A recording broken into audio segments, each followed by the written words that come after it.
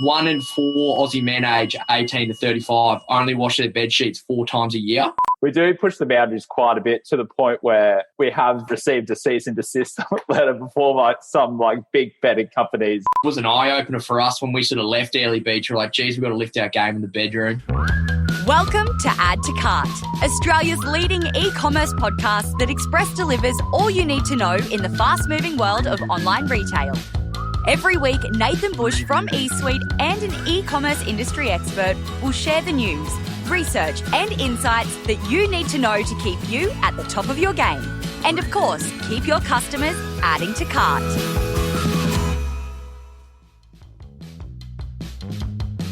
Hello and welcome to Add to Cart. My name is Nathan Bush, host of Add to Cart and director at e-commerce talent agency eSuite. Now strap yourselves in for this one. Today's guests have a business mission, which is to help young men lift their game in the bedroom department, but not in the way that you think, you sickos. Bill and Ed Ovenden are brothers who have established the bedroom brand, The Lad Collective. Founded in 2020, Ed and Bill have developed bed sheets that even bloody useless Australian males can use. Guilty. Corner tags, magnetic clips, zips in pillow slips. It is totally idiot-proof. But jokes aside, there is actually a serious side to this business, which is brilliant. They've developed a version of the product which is registered with the NDIS, the National Disability Insurance Scheme, and it even includes braille sewn into the product. In this very entertaining conversation, Ed and Bill share the launch prank that they did in the Brisbane River, which got the PR machine pumping and got their business started. We also discuss cease and desist letters, how they screwed up their first pre-orders, and why Ed has his mobile number in the website footer. There's some good stuff in there too, I promise. Before we get to today's episode, I want to let you know that enrollments for eSuite's e-commerce accelerator are now open. If you're looking to get into e-commerce or want to take your career to the next level, come and join in. Classes commence March 22nd, and you can sign up now at learn.esuitetalent.com.au. All right, let's get into it. Let's see how these guys make men better in the bedroom. Thanks to our partners, Shopify Plus and Signet, here's our conversation with Ed and Bill Ovenden, co-founders of The Lad Collective. Ed and Bill, welcome to Add to Cart. G'day, Bushy. How are you, mate? Very well, thank you. Good to be here, Bushy. I like how this has gotten off already, where we are away. Guys, I've had a look at The Lad Collective online, and it's been a few years since I've been in a share house and that I've been in charge of making my own bed. But tell me that guys don't need help making the bed. No, in fact, they definitely do, Nathan. And we'll sort of rewind maybe 3 or 4 years when Billy and I lived in a share house up in Airlie Beach.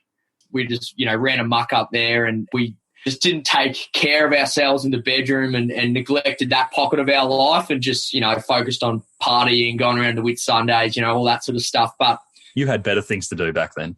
Yeah, exactly. And that's when we sort of came to a realisation that, geez, when you fly the coop and you leave home, your mum's not there to look after you anymore, and it sort of builds up. So that sort of was an eye-opener for us when we sort of left Airlie Beach. We're like, geez, we've got to lift our game in the bedroom department. And that's sort of the genesis of the Lad Collective story is this we're just your everyday Aussie bloke who has never bought bed sheets or thought of bed sheets before. And, and there's a huge problem out there, Bushy. So 1 in 4 Aussie men aged 18 to 35 only wash their bed sheets 4 times a year. That's disgusting. So it's a clear indication that there is a huge gap in the home bedding space, in the home bedding market and we need to take care of these lads, Take care of them? Bloody hell. So how do you even do that research? Mate, it's all over the internet, mate. You just, when we sort of were talking about the idea and the opportunity, we just dove straight into it. We, did all the research under the sun. We've got Eddie Ross involved from Trademark. We got Mike Trussler, who's another co-founder. So it's me, Bill, Mike and Eddie who have co-founded the Lad Collective, and we just sort of all joined forces and did this. Yeah, did a lot of research on the topic of male bedroom hygiene. We also did a lot of surveying. So our close mates, we asked them to share a bedsheet horror story with us via audio, and we got a couple of crackers, couple of stories that we should never see the light of day. But what was the worst story that you heard? Oh, it comes down. I think Ed's got to make Connor, who had a really good one about never washing his sheets because he had a shower every night. So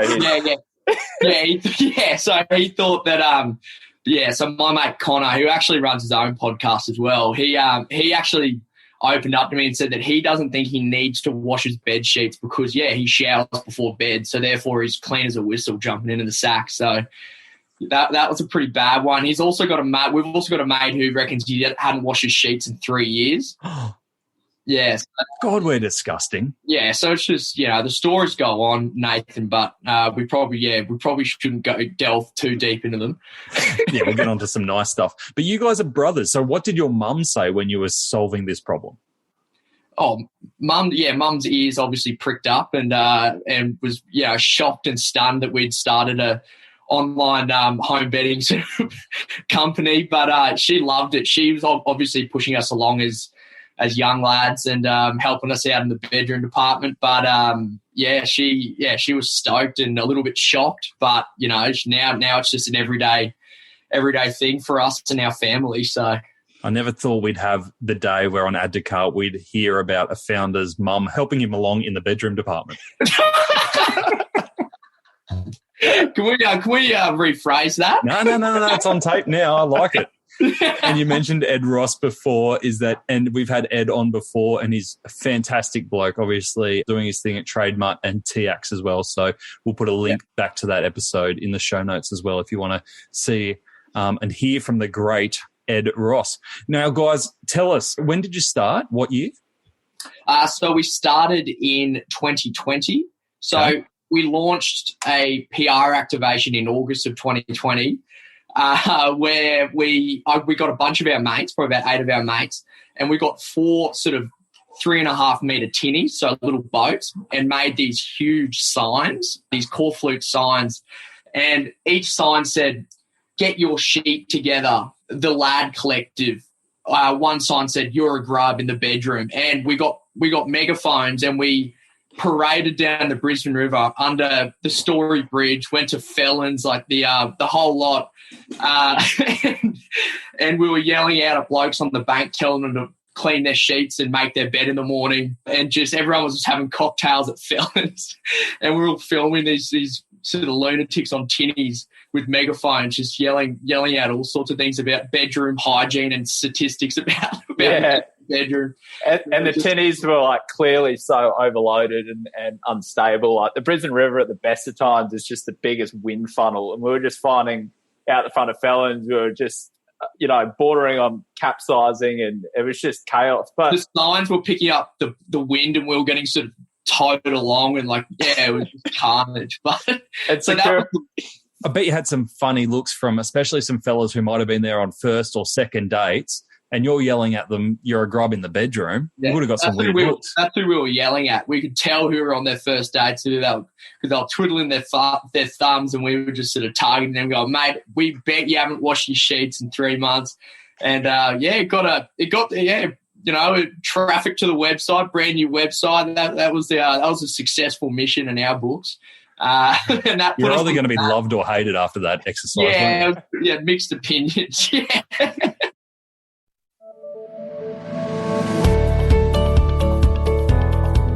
Do you ever work out so hard and so much that you just crash? Yeah, I really feel your pain. But what's worse than a post-workout crash? A website crash, especially during Black Friday. This was the experience of the team at Muscle Nation before they re-platformed over to Shopify Plus. Before Shopify Plus, their website would crash with 80 visitors. Fast forward to 2019 Black Friday on Shopify, and they sold over 70,000 units in the first hour of Black Friday and sold $4 million worth of stock over the entire sales period. That's some serious flexing going on. To read more of Muscle Nation's story and to see other case studies, visit the customer section on shopify.com.au/plus. That was sort of the launch, Nathan, and then we went really, really hard. We knew how important PR was in the initial stages. So pre-launch, we hadn't had any sheets, that had landed in the country yet. We were happy with the design, and they were sort of getting made. And we had we had one prototype in the country, and Bill and I did a bit of an unconventional media run where we loom videoed ourselves introducing the product and just our story and how, the idea came about. And we sent unique loom videos to hundreds of journalists, and we did research on the journalists and their previous stories. And we had one guy who covered stories on sex and relationships, and his name was Patrick Tardros, actually. And we're like, Patrick, mate, we've been reading his stories. We think our story is going to be a great addition. And we sent him the video, and he was the one journalist that got back to us out of hundreds. And he goes, all right, send me a product demonstration. If I like it, you're on. And then we sent him a video of us making the bed with our new sheets. So for those of you who don't know, our sheets have a unique design where we've put marked corner straps on each corner of the fitted sheet, labeled bottom left, bottom right, and top left. And our top sheet has a unique center logo, so you can get an even distribution of the top sheet every time, so you're not sort of playing silly buggers with it. And our pillowcase have invisible zippers. The composition of the fabric's perfect for, blokes and any Aussies who run at a high temp. And, so we ran through this with Patrick, and he loved it, and he covered the story. It was featured in the Courier Mail, and then it went sort of ballistic from there. We got some calls from Triple M, and we did a few radio interviews and just, talked a bunch of shit on radio. And then next thing you know, we're getting a call from, I think it was Eddie Ross called us and goes, mate, you know that Koshy is talking about your sheets right now on Sunrise. And we switch it on, and they're talking about how, one of the female journalists is talking about how Koshy probably never makes his bed. And they're all talking about our sheets with us doing a demonstration in the background. And it's sort of, we were just shocked. We didn't know what to do with ourselves. We were just stoked. And then the 7 p.m. project producer called us up straight after the Sunrise interview. Well, not an interview, just the story. And they said, do you guys want to do a live cross at 7 p.m. tonight from your bedroom? And we were just like, oh, no. And but yes. And we had one set of sheets in the country. And it was like our first prototype, so we were like not 100% sure and like how sort of sturdy the straps were. So we were just panicking that we'd be doing a live cross. So at this stage, you don't even have your full product in? No, just a prototype. Just a prototype. Wow. Yeah, so it all happened very quickly and a lot quicker than we anticipated. And we all shot over to Bill's place in Chelmer in Brisbane and set the room up, got our core flute signs that we used in the Brisbane River and put it behind our bed, which said, get your sheet together, which in hindsight, we probably should have had the website sign in the background, but instead we used the get your sheet together sign. But anyways, and did the live cross, and it was just hilarious. We just had a yarn with Lisa Wilkinson and the lot, and it was great. That's amazing. So your trick then with PR was isolating the journalists that you think you can have an angle with, getting some really personalised communications to them, this time using video, and then hoping you snag one biggie and the rest follows from there? Yeah, it's almost it's obvious that they compete with each other, but when Patrick picked it up, it was clear that strategy worked because, and I'm pretty sure he even mentioned that the journalists get flooded with press releases and they're all in the same format. It's all a written document with a few videos of a product. But this was different. This was Bill and I addressing the camera clearly, introducing ourselves in an authentic way and mentioning, their prior work, because at the end of the day, these journalists work super hard and they, want to be recognised for their hard work. And that's what we did. And I think, and it paid off. So, beautiful. So what was the result after all that press coverage? I'm assuming you get your first shipment in. What are we looking like? Yeah, so we actually didn't really know how long production was going to take after obviously pulling the lever. The business was bootstrapped up until this point. So obviously the night of the 7 p.m. project, we got a heap of sales through the door, despite having a very basic MVP Shopify site. So we filled the sales and then ran the longest pre-sale in history. So it started in September and literally at the 11th hour, right before Ozpost cut off in December, we landed our product into our warehouse. So there's a lot of dudes with messy beds waiting for those sheets. Yeah, a lot of people. And we tested the patience of many, but a lot of people sort of understood, obviously, the nature of our sort of situation. And yeah, we got there in the end. So it took about 3 months, but we learned a lot from that. But I mean, we couldn't have anticipated the level of coverage that we had. So we just made do and managed customer service all the way through, which is something we take a lot of pride in. Just, calling customers, just being the face of the business, telling them what's going on. A lot of people are understanding, obviously, at the moment with COVID and delays here in Australia and overseas. So I think that's what sort of held us in good stead from the outset. What also was exciting and sort of what added to the excitement of the shipment arriving is we obviously got a whole wedge of orders out around Australia, but for the Brisbane orders, we knew that we were cutting it fine with Australia post cut-off. So we packed my Pajero up with hundreds of bedding sets from orders all around Brisbane and the wider sort of area.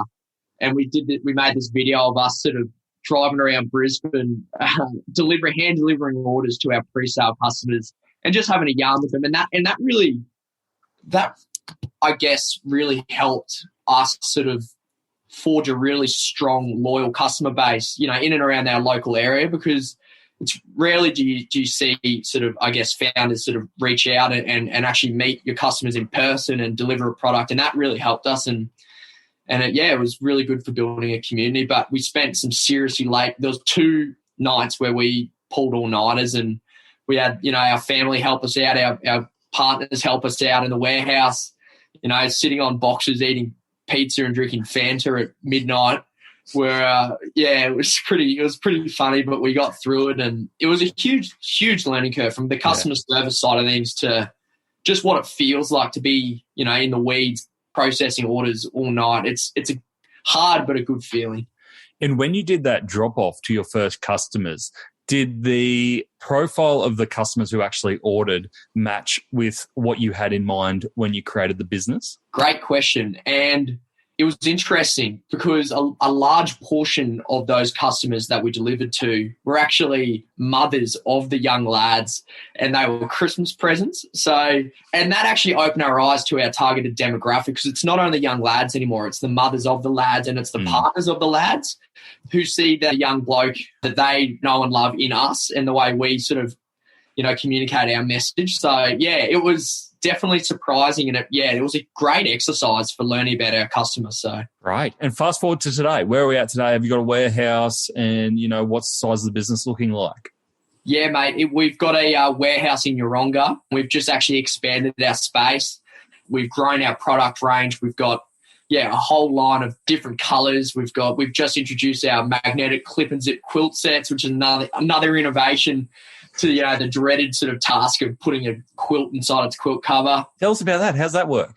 Oh, Billy's the king of this. Oh, we just we found these. They're called neodymium magnets that we found at Bunnings initially. That were really like waterproof, like well coated, stitchable as well. So we just got an ordinary quilt or doona cover and stitched 4 magnets to each of the 4 corners. And it worked out just through looking at YouTube, watching a few videos, that there was a certain way in which mums have been doing it, like putting the quilts and the covers for years and years. And it's all about sort of turning the quilt inside out, putting your arms through to each corner and then tapping the corners of the quilt and then marrying it up and flipping it inside. It's like, it's a bit hard to explain, but it works out really well with these magnetic clips because it just holds it all in place. I find a lot of people sort of struggle with not only putting the quilt inside the cover, but also the bunching up effect you get at night when you're like a restless sleeper, and it all just sort of like you end up just sleeping on nothing. It's the innovation the world needs, really. Like forget about NFTs, forget about all that sort of stuff. Quilt covers. Yeah, quilt covers and magnets. Yeah, with a big zip down the base, so it's a no-brainer. Yeah. But we've grown exponentially. I reckon the biggest sort of stage of growth would have been October last year, Nathan, where we still had we had a small little bit of warehouse space, but we just hit this growth where we, month on month, we were sort of growing sort of 20% in revenue month on month. And then in October, we grew 236%. Wow. And obviously that was leading up into Christmas. We just found out, I guess we already had a market fit, but we just found out the creative that worked and the marketing strategy that worked. And it all sort of came together in October, and we recorded our biggest month to date in October, and we just grew and grew and grew. And at that stage, it was still just Bill and I, running the show in the warehouse, fulfillment, everything like that. And you learn a lot because, you stretch quite thin, because in those stages of rapid growth, you got to, keep customers informed. Your customer service has got to be on point.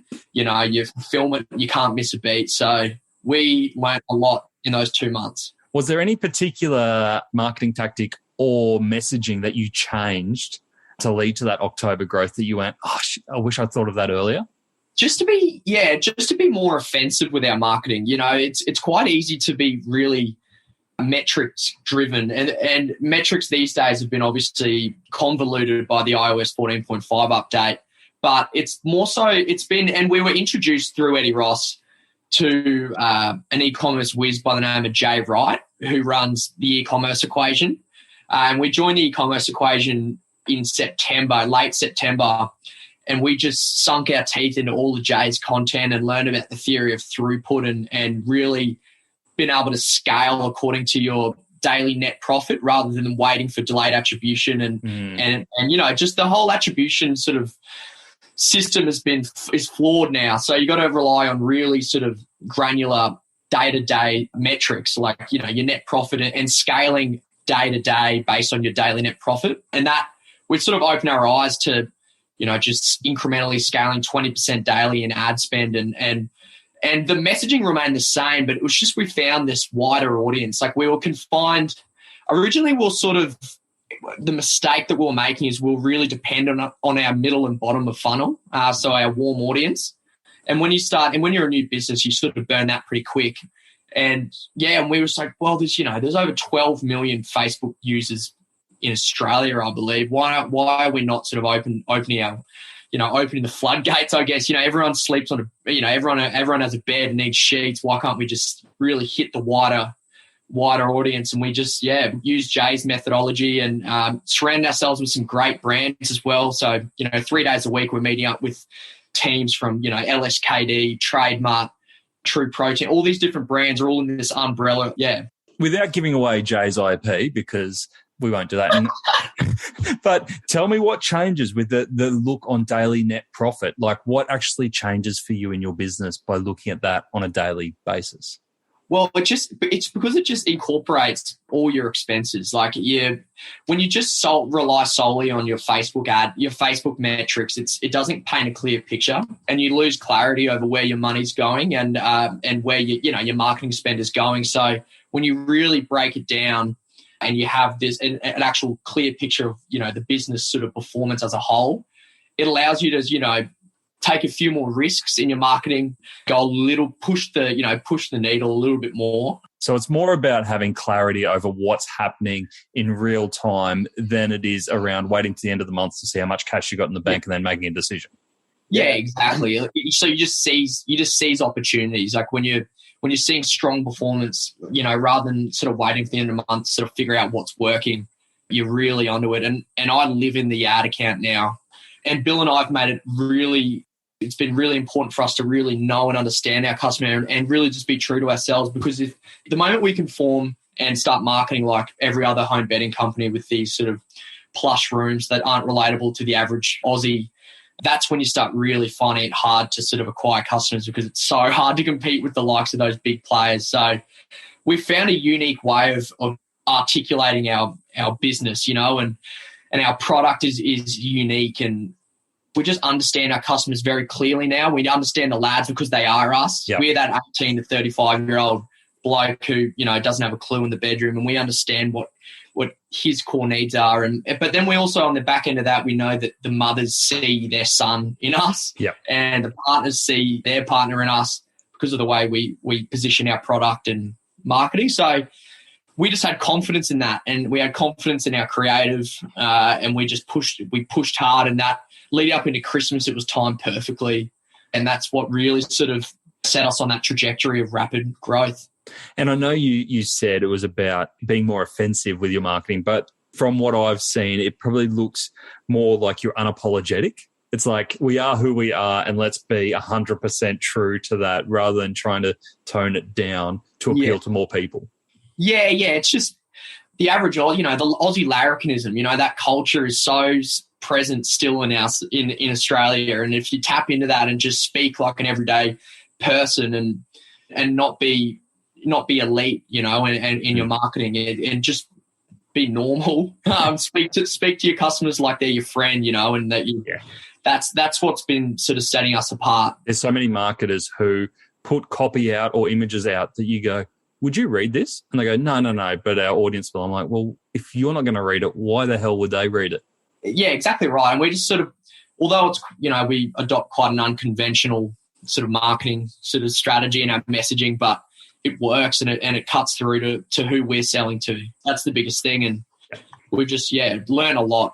That's certainly not stopping people from moderating what we do and what we say, or, just taking offense essentially to us gendering sheets or whatever. It's actually not the case. Like, for us, there's nothing holding us back from just speaking true to the brand. And the reality is for us as well, another factor is the anti-China sentiment as well, us producing our stuff offshore and only doing it because it's only feasible that way. I mean, we've done the pricey exercise of doing it here versus over there, and for the sake of not passing the costs on to the customer, it makes sense for us. So there's people that try to chop us down. That tall poppy syndrome sort of rings true a lot on Facebook sometimes, but we've developed quite a thick skin over time, and the sentiment's great on the whole. And we're and we do push the boundaries quite a bit, to the point where we have received a cease and desist letter before some big betting companies that are sort of starting to see our way of marketing. We might sort of push the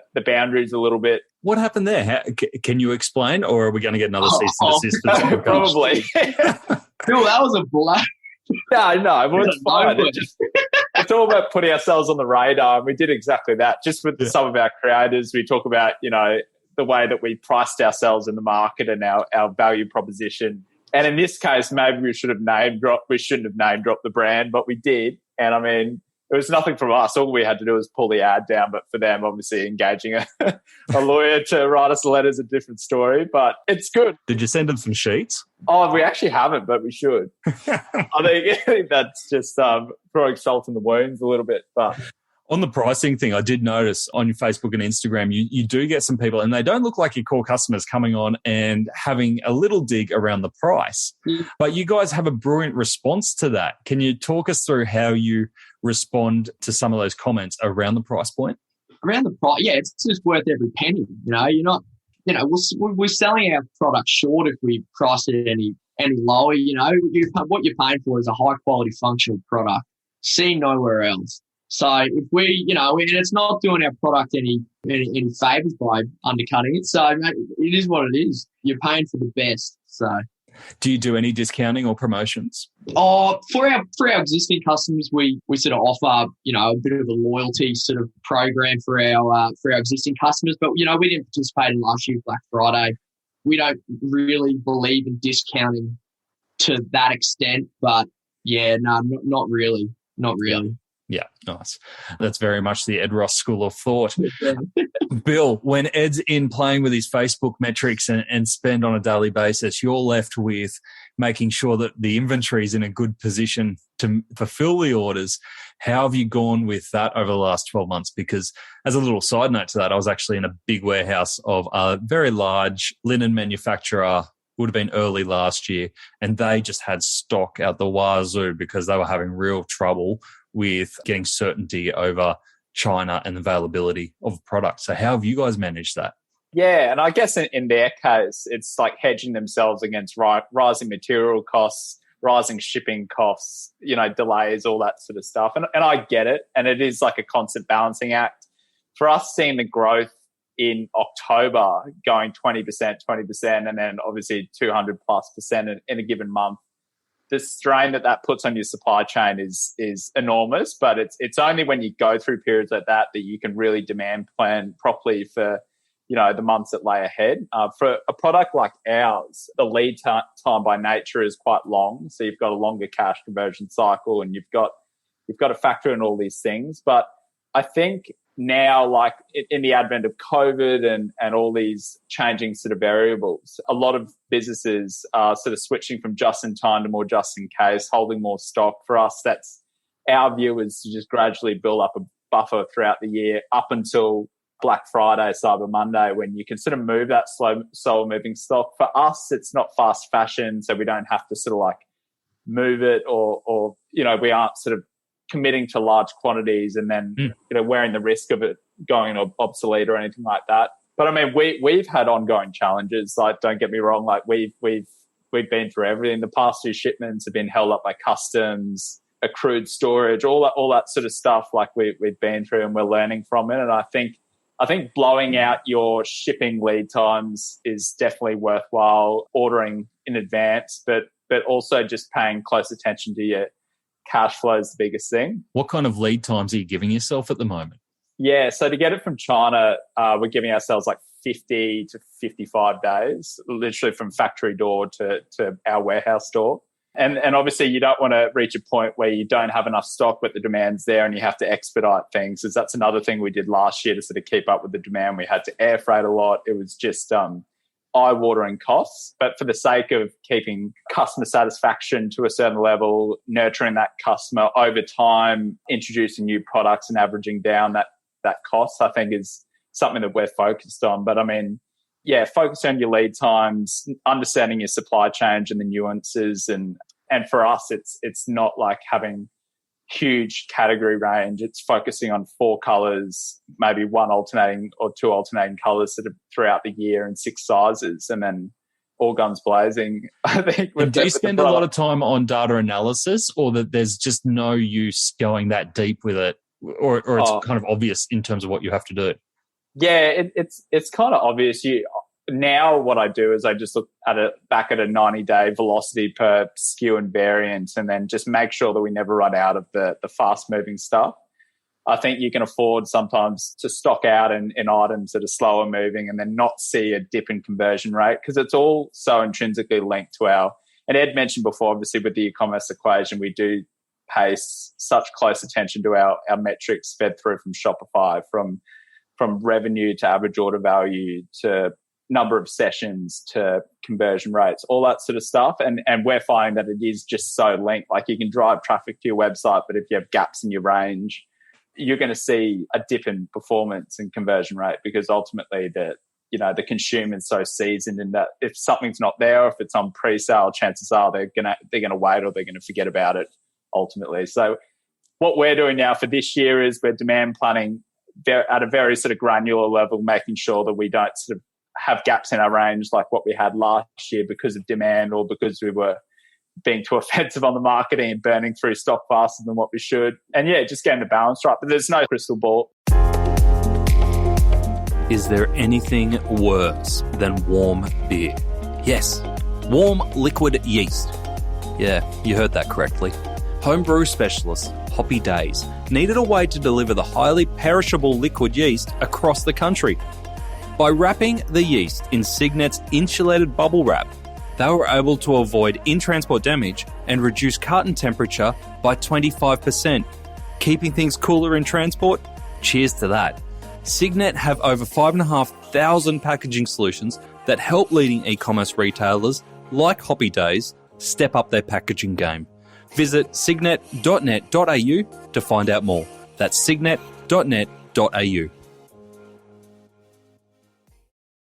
You're still a relatively new business, but you've got the bedding sets and you've got quilts.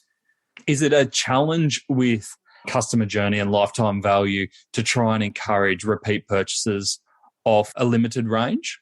Yeah, and that's a really good question. But the way that we've worked out who our avatars is, it's not only the blokes, it's the parents buying for themselves, buying for their partners, buying for their kids, buying for their nieces and nephews, all that sort of stuff. So the way in which we position the creative and the way work out obviously seasonality of sales around that creative. Say Valentine's Day is coming up. Like if we're running a campaign, who are we targeting? What's the offer? And then same goes throughout the year, Father's Day, Mother's Day, Christmas, and so on. So it's a great gift we're finding. And I think in terms of the total addressable market, we could walk into a pub this afternoon and every single person in that pub is a customer.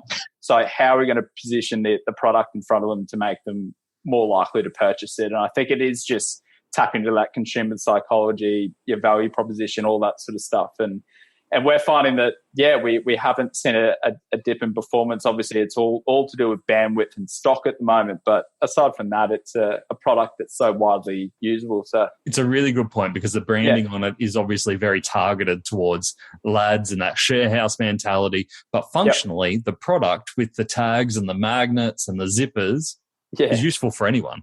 Yeah. And by extension of that, like, with the press that we had early in the piece, we actually put ourselves on the map in the broader disability and aged care space as well. So a separate sort of revenue stream for us is servicing the NDIS and aged care and formalising our business sort of in that space by way of becoming a provider and putting ourselves on the map, because we're finding people with disabilities using our product, we're becoming more independent, taking pride in their bedroom, their care, and necessarily have to sort of shoulder the load by making the bed each day. I think independence is key, and this product enables exactly that. So we're finding growing traction in the space, and we're just very focused on diversifying sales channels and revenue streams and supporting the growth. The NDIS is such a great example of where this product can go. So how did you guys come across that opportunity that this is a market that your product can help?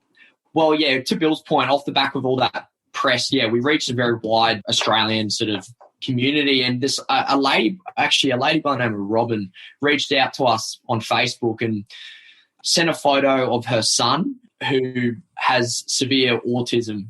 I think he was 26 years old and he made the bed for the first time with our sheets. Wow. And he was sitting with so much pride on his bed. And Robin just mentioned how much it meant to her that her son had made the bed and how much independence it's given him to sort of complete those daily tasks like that. And that sort of opened our eyes to an opportunity. And we really sort of delved very deep into it. And we've got some great mentors in and around that space that have just a vast amount of knowledge. And, and we knew that our product had a fit in that space. And we sort of reached out and to a few professionals in the area and sort of dipped our toe in there but what we did was we became accredited with the NDIS, and it took sort of between 4 to 6 months to actually become accredited. It's quite a strenuous process and we got it, and it was huge for us. And what that does, it just allows us to be able to provide our product to,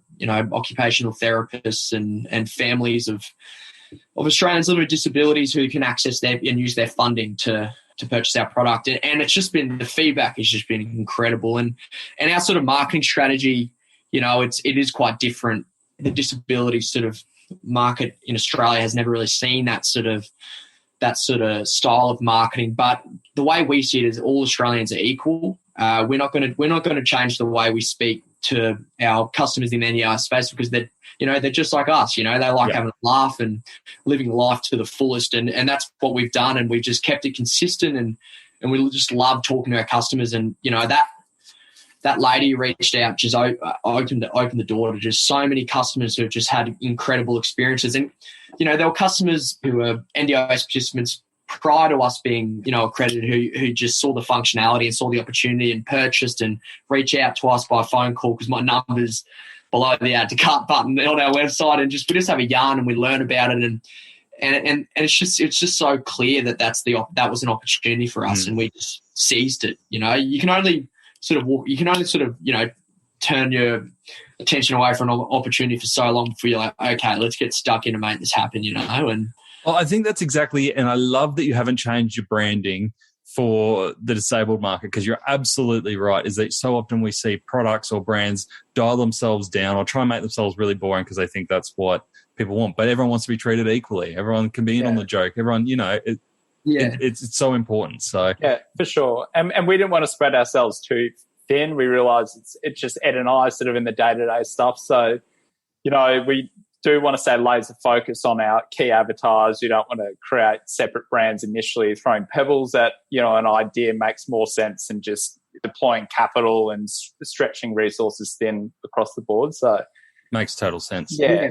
Now, Ed, you're a maniac because you mentioned that you've got your own mobile phone number in the footer of the Lad Collective site. Why? Why would you do that to yourself? Well, Nathan, it's actually a complete and utter no-brainer. So, because when people go on the website and they're shopping and a customer may have just a small question, that's stopping them from purchasing, and they don't want to go down the email route and messaging us. So just give me a call, ask, about the size or the colour, and we just have a yarn. And I can help them go through the whole checkout process on the phone. It's a huge sales tool, but it's also a great customer service tool because people, who are wondering about an order or, anything at all about the brand or product range, they can just give me a call and we just have a yarn. And it's great for us to learn about our customers more in that way as well. Like Bill and I were born up in far north Queensland in a little town called Atherton near Cairns.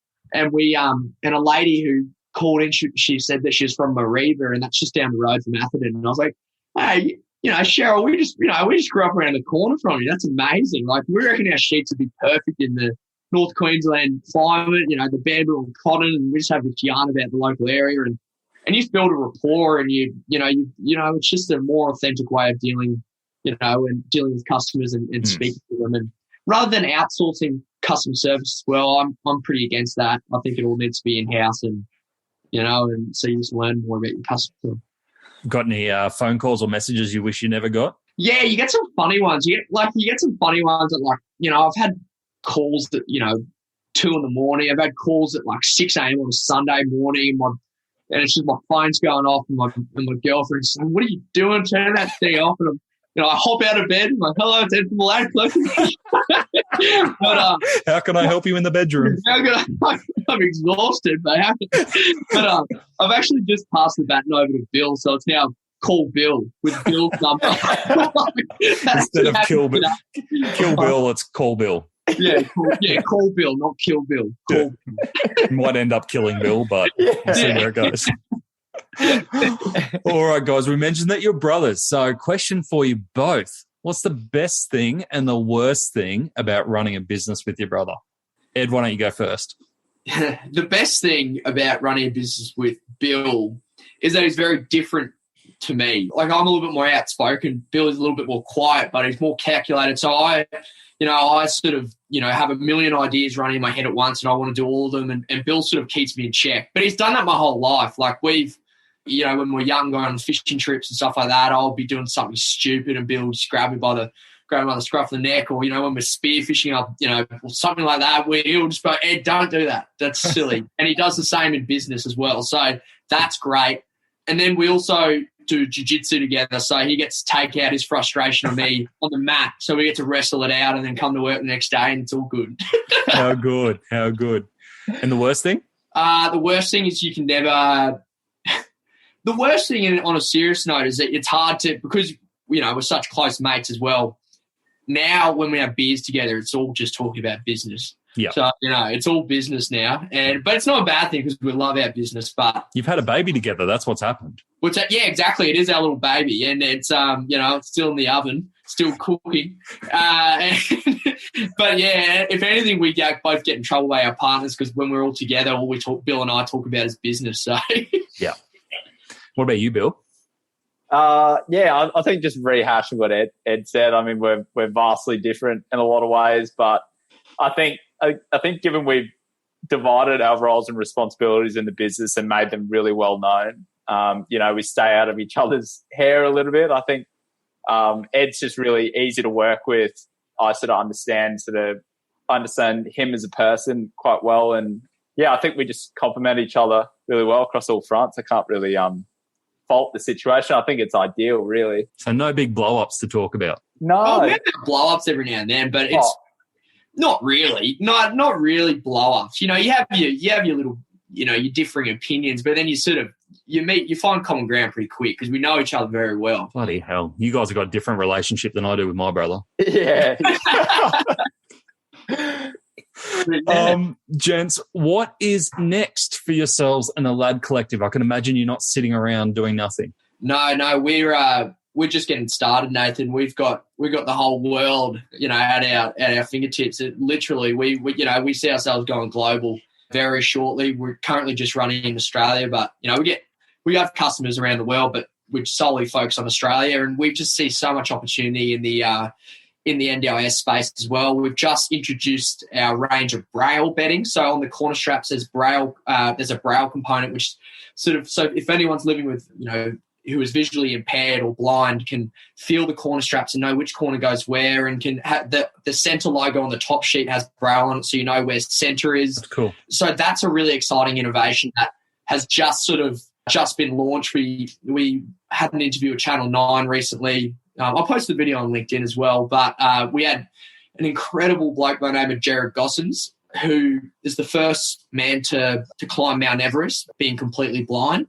And he jumped on and we did a Channel 9 interview together, and he's just a classic bloke. Like, talk about larrikinism and how it sort of trickles, how it's so widespread. Like, his big sign-off line on the Channel 9 interview was, "These sheets are so good you can do them with your eyes closed." And as a completely blind man, that's it. It's just great. Like, it's just good to see, that's awesome. And so that's a really exciting opportunity. That's just getting started. And we see ourselves growing exponentially in that space as well. So, how good. The word lad, as you grow globally, does it translate beyond Australia and the UK? Yeah, we've thought about that. We've always been chatting about it. It's actually a commonly coined term in the UK, which is going to be our next, or we think it's going to be our next sort of market to sort of enter. But it's just about the positioning and our messaging on the website. We just need to obviously tweak it and make it universally known that this is what it means. And I guess that's all ahead of us. How fun. Yeah. All right, guys, apart from getting your mobile number from the footer of your website, you're probably the easiest person to get hold of. What's the best way to get in touch with you guys if we've got listeners who want to reach out? Yeah, so you can contact me at ed@theladcollective.com, and Bill is bill@theladcollective.com, which is pretty easy to remember. And we're both on LinkedIn as well. We love our LinkedIn, love following Bushy and all his posts.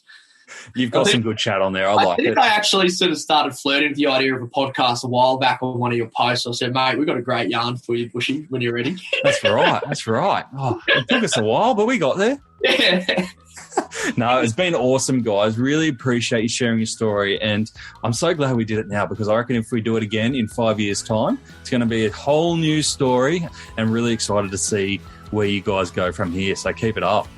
Yeah, thank you so much for having us. We've been listening to your podcast for years now, and it's you're a huge inspiration. And the Australian e-commerce community is just unbelievable. And we're gonna send this thing. So beauty. Oh, legends. Thanks, guys. All right. Thanks, Bushy. Thanks, Bushy. It takes a lot to get me disgusted, but 1 in 4 men aged 18 to 35 changing their bed sheets 4 times a year, that is disgusting. And in Ed's words, get your sheet together. Now, before you rush off to change your bed sheets, here are the top 3 takeaways from our chat. Number 1, the power of personalised PR. Ed and Bill sent personalised, like really personalised, Loom messages to hundreds of journalists who fit their vibe, and it paid off. They were featured in national media across The Project, Sunrise, Triple M, and the Sydney Morning Herald, which isn't a bad way to launch a brand unless you have no product, which leads to number 2, being a close talker with your early customers.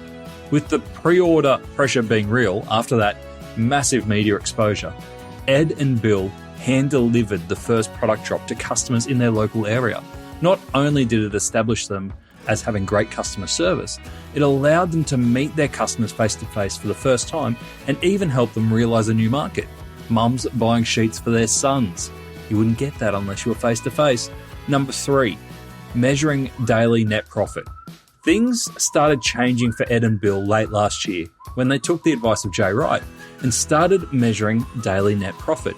That is, how much money they were making every day once marketing spend and operational costs were factored in. No more waiting for monthly or quarterly reports to make decisions. They were responding daily, and it made such a huge difference to their business.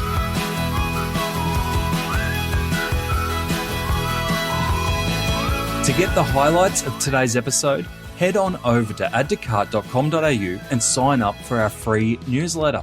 Each Tuesday, we will send Monday's episode summary, links, and discount codes for you to go next level on. And if you're looking to explore your next e-commerce opportunity, come and visit us at eSuite. We're a dedicated e-commerce talent agency connecting the best e-commerce talent with the fastest growing brands in Australia. Head on over to eSuitetalent.com.au where you can download the free e-commerce salary guide and sign up to our weekly e-commerce job emails. Thanks for listening, and until next time, keep those customers adding to cart. It's finally happening. Registrations for eSuite's e-commerce accelerator program are now open. If you're looking to get into e-commerce, upskill in e-commerce, or just want a refresher, we've got you covered. I've taken the lessons from my e-commerce career and the insights from all the e-commerce leaders I've been lucky enough to speak with here and distilled it into 10 weeks of e-commerce learning. We cover the foundations of e-commerce, including strategy, marketing, technology, finance, analytics, and supply chain. You'll even leave with an official Shopify certification. Every week, I will host a 2-hour live lesson, which will be supported by templates, case studies, and resources to accelerate your e-commerce career. And because you guys lend me your ears, I'll lend you a discount code. Use the code ADDTOCART, all one word, how original, to get $200 off your sign up. That's ADDTOCART as the discount code. So don't wait. Class commences on the 14th of March and registration is now open. Head over to learn.esuitetalent.com.au. That's learn.esuitetalent.com.au to secure your place today. See you in there.